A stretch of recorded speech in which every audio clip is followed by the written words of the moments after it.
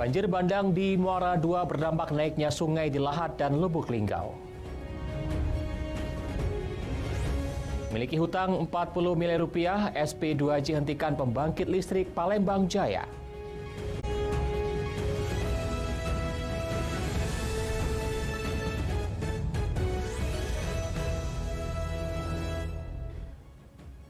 Selamat pagi, apa kabar pemirsa? Senang sekali saya dapat menjumpai Anda dalam Lintas iNews Sumsel. 3 sajian informasi tadi mengawali jumpa kita pada pagi hari ini. Beragam informasi lainnya telah kami siapkan untuk Anda. Bersama saya, Ari Kristianto, inilah Lintas iNews Sumsel selengkapnya.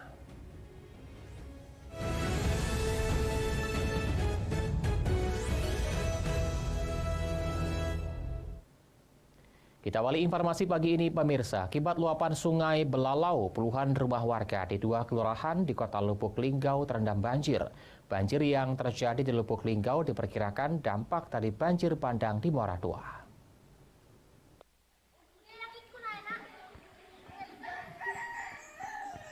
Bencana banjir yang diakibatkan dari luapan sungai Belalau akibat tingginya curah hujan yang turun membuat puluhan rumah warga di 2 kelurahan di kota Lubuk Linggau terendam banjir. Banjir merendam puluhan rumah dengan ketinggian berkisar 50 cm hingga 1 meter dan beberapa titik ruas jalan yang terputus akibat tak bisa dilalui oleh kendaraan. Meski banjir telah merendam rumah mereka, warga di Kelurahan Belalau 2 maupun di Kelurahan Tababaru, Kecamatan Lubuk Linggau Utara 1 masih tetap bersabar dan bertahan sembari menunggu kedatangan bantuan dari Dinas Sosial Kota Lubuk Linggau. Sementara itu, petugas gabungan dari BPBD, Dinas Sosial dan pihak kecamatan yang turun ke lapangan terus juga melakukan evakuasi sejumlah warga, terutama lansia dan anak-anak yang rumahnya terendam banjir sehingga diangkut ke tempat yang lebih aman. Berapa karet? Iya. Berapa karet? Satu karet. Ke Tababaru ya? Untuk mengevakuasinya sana ya? Tadi dari sana juga. Ada yang kita evakuasi? Iya, ada. Berapa rumah? 3 rumah. 3 rumah yang terendam ya? Iya. Besar ada putih ya? Dari Lubuk Linggau, Faizal Agustiawan, iNews melaporkan. Sementara itu, dampak banjir bandang di Muara II Kisam juga berdampak pada aliran Sungai Lim di Lahat. Beruntungnya, Desa Lubuk Sepang yang menjadi langganan banjir kali ini bisa teratasi karena adanya bronjong batu yang dibuat untuk menahan air.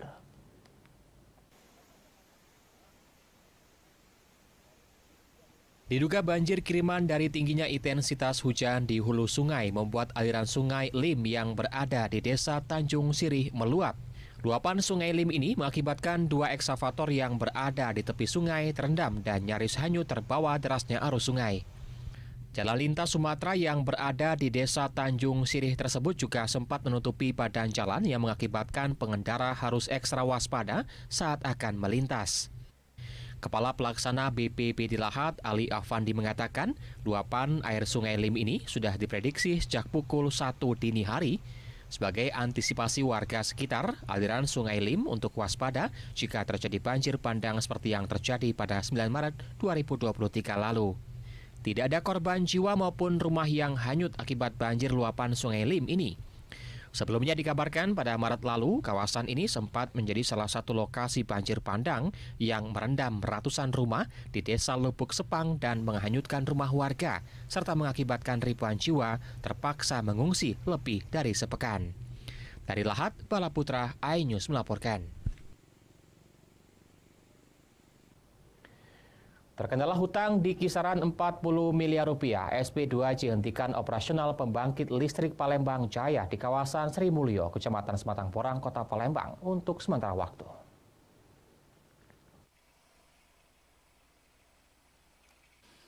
Terkait penghentian operasional pembangkit listrik Palembang Jaya atau PLPJ di kawasan Sri Mulyo, Kecamatan Sematang Porang, Kota Palembang yang sudah beroperasi sejak beberapa dekade lalu dan tepat pada pukul 00 pada tanggal 1 Juli 2023 telah berhenti beroperasi. Direktur PT Sarana Pembangunan Palembang Jaya atau PT SP2J, Ujang Efriansah mengatakan jika saat ini Operasional PLPJ tengah dihentikan dikarenakan adanya hutang gas yang belum terbayarkan kepada Pertamina EP dengan kisaran angka lebih kurang 40 miliar rupiah untuk tahun 2021 hingga 2022. Penghentian operasional PLPJ sendiri dilakukan hanya untuk sementara, yakni sekitar 2 bulan hingga adanya titik temu penyelesaiannya. Sementara. Ada tenggat waktunya Pak? Tenggat waktunya kurang lebih 2 bulan lah. Ya. Sampai selesai. Imbasnya Pak? Apa? Imbas dari penghentian itu apa Pak? Imbasnya yang pertama kita stop operasi. Stop operasi tidak ada pendapatan kan. Sementara itu aja dulu Pak.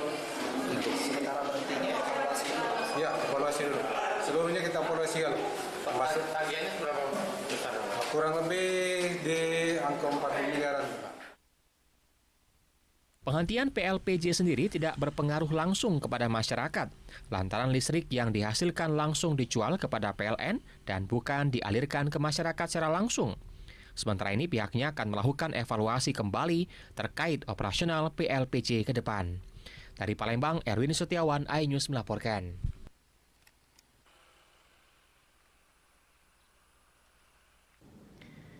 Revitalisasi Pasar 16 Ilir Palembang menjadi plaza yang berkonsep lebih modern usai pembersihan lapak di sekitar Pasar 16 menuai pro dan juga kontra. Kini para pedagang kaki lima sementara waktu diberikan izin berjualan di sepanjang akses jalan, sehingga akses jalan pun ditutup sejak Rabu 5 Juli 2023.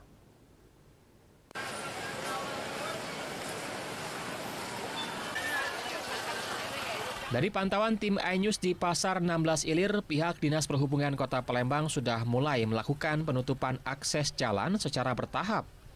Pagar seng persiapan revitalisasi telah terpasang mengelilingi gedung Pasar 16 Ilir. Dan untuk para pedagang kaki lima telah direlokasi ke bagian tengah jalan sehingga akses jalan pun resmi ditutup untuk menghindari kemacetan serta kesemrawutan yang berdampak kekhawatiran akan keselamatan pedagang maupun pembeli. Ini terkait penutupan jalan, ini kan berhubung ada pengerjaan dari 14. Jadi untuk akses masuk ke jalan 16 ini melalui jalan penting. Jadi untuk jalan di depan itu dan jalan di apotek itu kita tutup. Jadi yang di dalam ini khusus untuk proyek saja. Jadi untuk yang pedagang, motor pedagang, apa itu kita alihkan ke di depan, ada mungkin bekerjasama di PT BPB nanti. Dengan kondisi lapak baru seperti saat ini membuat kekhawatiran bagi para pedagang akibat banyak kendaraan angkutan material barang keluar masuk melalui akses jalan ini. Sehingga jalan pun berdebu serta para pedagang khawatir akan tersenggol oleh kendaraan tersebut. Selain itu, para pedagang pun mengeluhkan akan sepinya pembeli yang berimbas omset pun menurun. Inilah, kalau soal dagang sudah tertib, sudah aman kalau selesai, berato lah selesai. Di jalan pinggir-pinggir ini lah bisa jualan. Cuma belum merasakan inilah masalah jalan tuh lah. Jalan itu kan di sini tuh lalu lintas mobil. Itulah kata lain. Oh jadi yang lapak kita digeser itu tuh dapat semua masih bisa semua disuruh pindah sini. Akses jalan masuk ke Pasar 16 Ilir dialihkan melalui Jalan Tengkuruk. Sedangkan jalan di depan gedung Pasar 16 akan digunakan sebagai akses jalan kendaraan proyek. Dari Palembang, Erwin Setiawan, iNews melaporkan. Beralih ke informasi lainnya, harga ayam potong sejak jelang Lebaran dan hingga saat ini belum ada penurunan, masih bertahan di angka Rp40.000 per kilogramnya. Hal ini disinyalir akibat tingginya harga ayam yang dipatok oleh para peternak, yang berimbas menurunnya daya minat masyarakat untuk membeli ayam potong.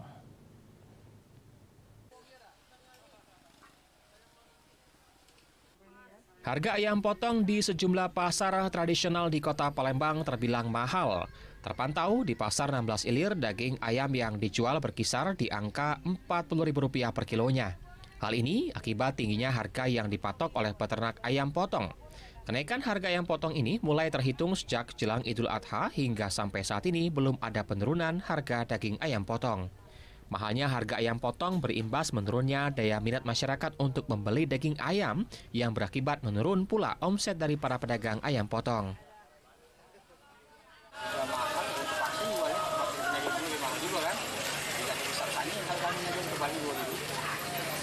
berapa Kak? Kilo? Kalau sekarang pakai itu 40 gitu. Daging bersih ya. Dari dulu sudah lepas susu sama hatinya. Itu sejak lebaran kemarin Kak? Ya sebelum lebaran. Sebelum lebaran. Lebaran sampai hari ini.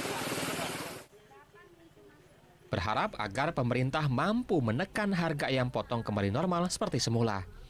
Dari Palembang, Erwin Setiawan, iNews melaporkan.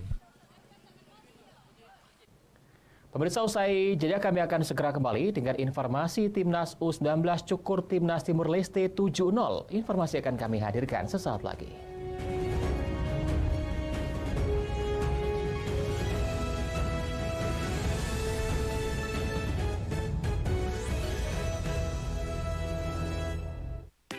Mau cepat viral, auto terkenal, dan banyak duit? Semua berawal di sini. Videomu bisa viral dan dapat jutaan rupiah. Upload videomu di sini sekarang juga. Hanya di Home of Talent Plus di RCTI Plus, semua bisa jadi viral.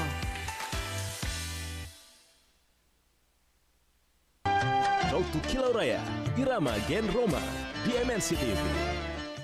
Family 100 di MNC TV. Jangan dekat-dekat dulu ya, jaga jarak, jaga keselamatan.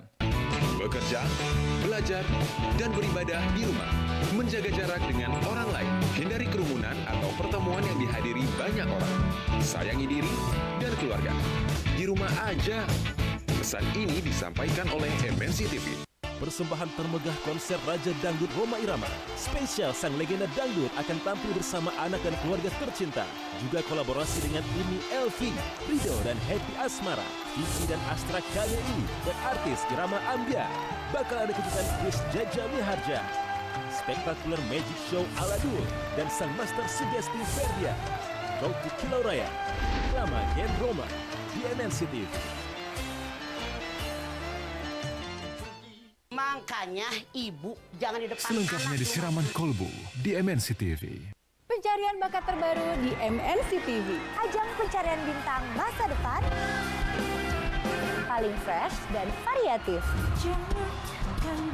Kolaborasi berbagai genre musik yang siap memukau Indonesia. Bersiaplah menyaksikan persaingan bintang muda di panggung paling bersinar. Kontes Suara Bintang segera di MNC TV.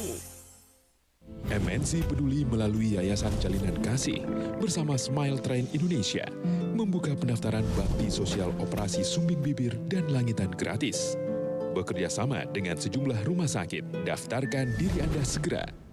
Hai semuanya, terima kasih loh kepada pemirsa yang terus setia nonton MNC TV. Untuk pemirsa yang belum dapat menyaksikan tayangan MNC TV, lakukan 3 cara cepat ini. 1. Scan ulang pengaturan STB Anda. 2. Periksa sambungan kabel antena. Pastikan sudah tersambung dengan benar. Ubah arah antena, coba pindahkan posisi atau tinggikan letak antenanya. Yang ketiga, hubungi MNC TV layanan solusi TV digital. MNC TV selalu di hati.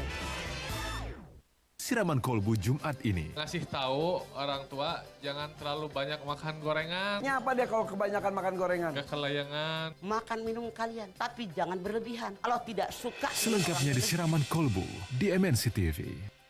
Take Me Out Indonesia di MNC TV. Makanya ibu jangan di depan. Selengkapnya di Siraman Kolbu di MNC TV. Road to Kilau Raya, Irama Gen Roma di MNC TV. Video Content Creators Awards 2023, ajang penghargaan spesial untuk insan kreatif Indonesia. Dukung konten creator favoritmu, vote via aplikasi RCTI Plus. Ada 10 kategori nominasi yang bisa kamu vote setiap harinya. Vote dibuka hingga 11 Juli. Video Content Creator Awards 2023, eksklusif di GTV.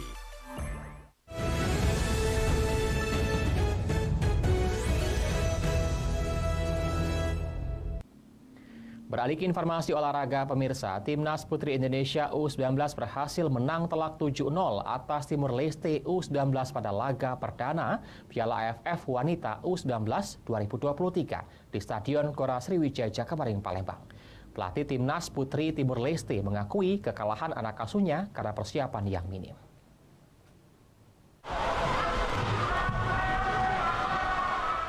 Dalam pertandingan Grup A AFF Women's Cup U19, Timnas Indonesia berhasil mengamankan 3 poin usai mencukur Timnas Putri Timur Leste dengan skor 7-0.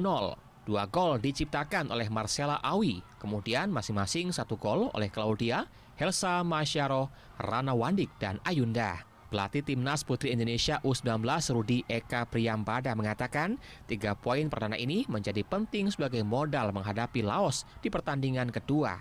Menurutnya, anak asuhnya sudah mampu mengaplikasikan latihan teknik dan strategi selama latihan dalam pertandingan ini, meski ada beberapa penyelesaian yang belum bisa dikonversi menjadi gol. Juga ini proses yang kita lalui selama saya di sini 3 tahun. Saya pikir pemain-pemain mentalnya sudah siap untuk bertanding sesama kelompok umurnya. Dan saya anak-anak bermain seperti apa skema meskipun itu Timor Leste, tapi kita juga tetap harus berjuang mati-matian, dan juga kita masih draw match lagi lawan Laos dan Kamboja. Sekiranya kita bisa mendulang poin penuh lagi untuk target sama. Sementara itu, pelatih Timnas Timor Leste U19 Vicente Ramos Freitas menjadikan kekalahan ini sebagai pengalaman berharga baginya dan skuad. Bagaimana pertandingan dengan persiapan yang hanya 1 bulan saja. Bagi saya, pertandingan yang pertama bagi saya, karena kita persiapan cuma 1 bulan saja, 1 bulan persiapan untuk kita datang ke Palembang. Jadi persiapan kita minim sekali. Tambah juga dengan perjalanan kita 2 hari, itu bikin mantap. Sementara itu di grup A lainnya, Timnas Putri Kamboja menang tipis 2-1 dari Laos. Dengan hasil ini, Timnas Putri Indonesia mampu memuncaki klasemen grup A. Dari Palembang, Bambang Irawan, iNews melaporkan. Terkait perkara dugaan penyerobotan dan kerusakan lahan oleh PT Bukit Asam terhadap lahan milik Peltu Budi Hartoni dan Peltu Hardiansah, pihak kepolisian Polres Muara Enim mendatangi langsung lokasi sengketa.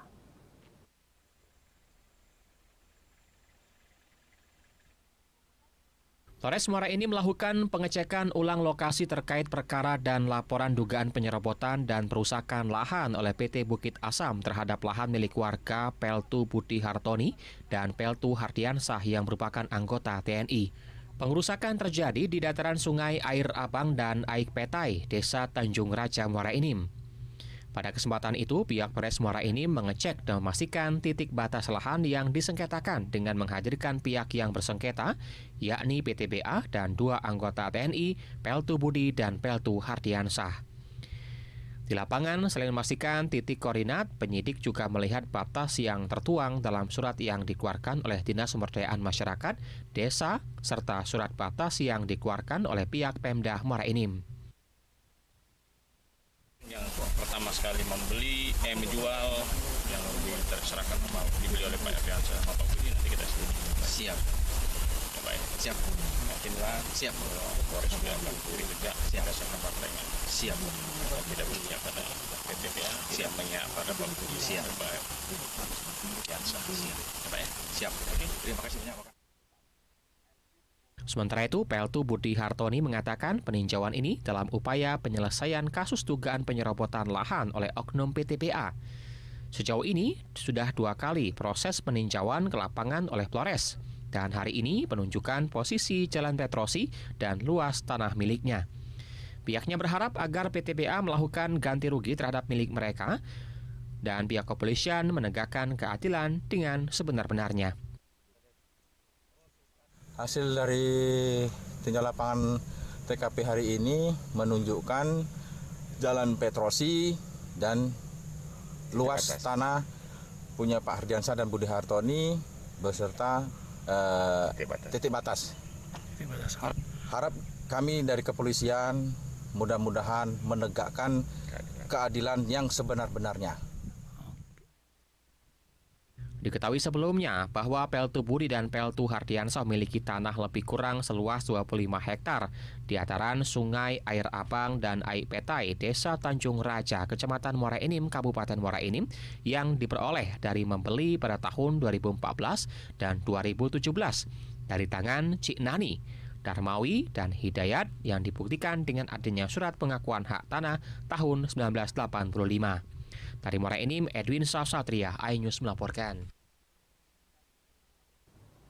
Anda masih bersama kami di Lintas iNews Sumsel. Diduga terlibat tawuran, seorang pemuda di seberang Ulu 1 Kota Palembang mengalami luka bacok di bagian kepala. Hingga kini korban masih menjalani perawatan di rumah sakit.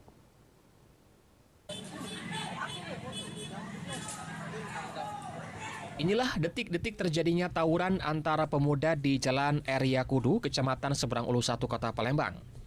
Dalam tawuran tersebut, kedua kelompok pemuda ini sempat saling lempar dengan menggunakan batu. Korban yang saat itu dalam tawuran harus mengalami luka bacok di bagian kepala yang mengakibatkan korban EW harus dilarikan ke rumah sakit. Orang tua korban baru mengetahui korban dibacok setelah mendapat kabar dari teman korban tersebut. Dengan membawa dokumen video, orang tua korban langsung mendatangi Sentral Pelayanan Kepolisian Terpadu Polrestabes Palembang guna melaporkan kejadian yang dialami oleh anaknya. Sudah dia sholat isya kata kakeknya menjemput kan. Menjemput atau pagi kami dapat kabar ini udah di rumah sakit. Dari rumah sakit? Rumah sakit pulang lagi rumah dia. Jam apa itu Pak? Jamnya? Jam 6. Pagi ya kita infonya. Tapi yang dijemputnya malam gitu Pak ya? Mau dijemput kawannya malam. Nggak tahu Pak, ini Pak, apa masalahnya? Kini laporan korban telah diterima oleh pihak kepolisian Polrestabes Palembang. Dari Palembang, Muhammad David, iNews melaporkan. Pemirsa, informasi tadi mengakhiri jumpa kita pada pagi hari ini. Jangan lewatkan informasi menarik lainnya dalam Lintas iNews Sumsel, Senin sampai Jumat pukul 5.30 waktu Indonesia Barat. Saya Ari Kristianto mewakili teman-teman yang bertugas mengucapkan terima kasih atas kebersamaan Anda. Selamat pagi dan selamat beraktivitas.